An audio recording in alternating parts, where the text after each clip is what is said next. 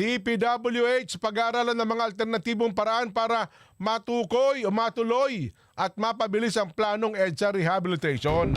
Ibabalita po yan ni Erlo Bringas. Erlo?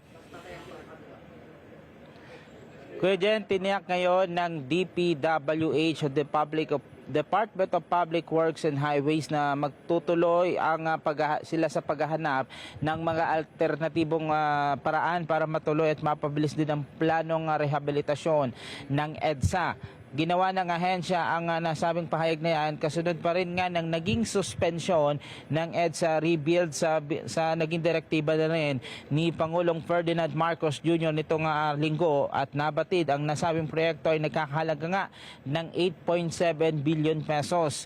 Ayon kay DPWH Secretary Manuel Bonoa, inatasan na ni PBBM na sila ni PBBM na humanap ng ibang paraan para matuloy ang proyekto hindi nakakaapekto sa paglago ng ekonomiya nga ng bansa. Sa gayon ay tinitignan na rin ang paggamit ng mga bagong kagamitan, partikular ang teknolohiya at mula sa ibang bansa.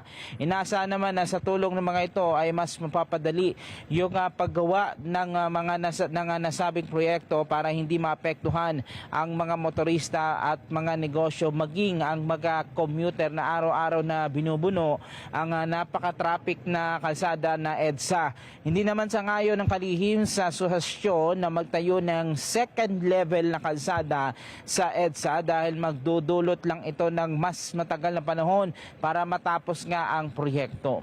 Kuya Jen, pati ang MMDA ay nagsasagawa rin ng assessment or naglalatag na rin ng mas konkretong plano para mapag-aralan at maging ang Department of Transportation ang gagawing EDSA rebuild.